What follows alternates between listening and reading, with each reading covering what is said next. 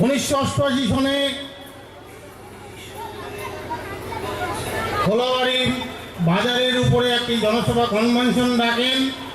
আপরণ জনসাধারণ দলমত নির্বিশেষে একটি কনভেনশন ডাকেন এবং সেই কনভেনশনে অত্র এলাকার জ্ঞানীগুণী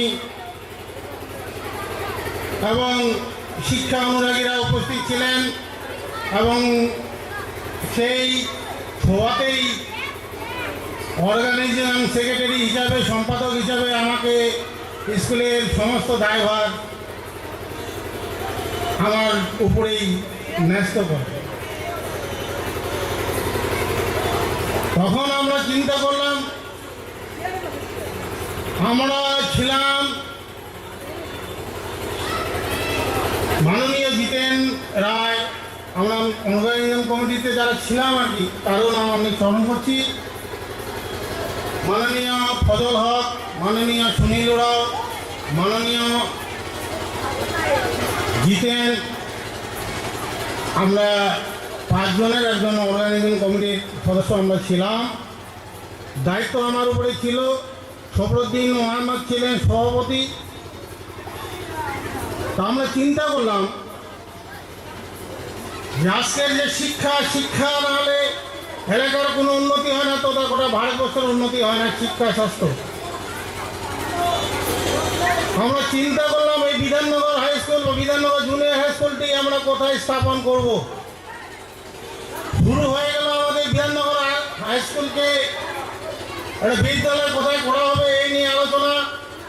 বিভিন্ন প্রান্তে বিভিন্ন মৌজায় আমরা মিটিং করলাম।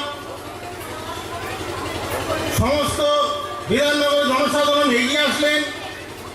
স্বর্গীয় মন্টুবাবু উনি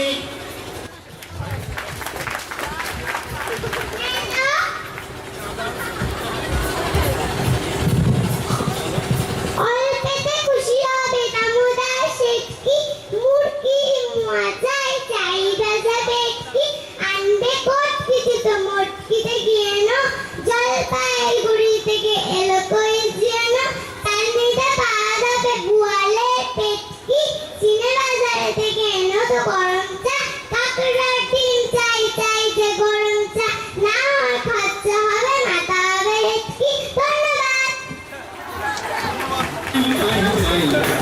এর মতো কাউয়া রবে গায়ক পাগল, শ্রোতাও পাগল, আর কানে কান নাই, ডাক্তার নাই বাবা, গিটার বগলে যাইবা, বাঙালি গায়ে পাইয়া আয় রাব্বা। হায় বাঙালি হায়, তুই আর বাঙালি নয়, তোর চলন বলন কথার ধরন নিজের মতো নাই, ও তুই আর বাঙালি নাই। হায় বাঙালি হায়, তুই আর বাঙালি নাই, তোর চলন বলন কথার ধরন নিজের মতো নাই, ও তুই আর বাঙালি নাই।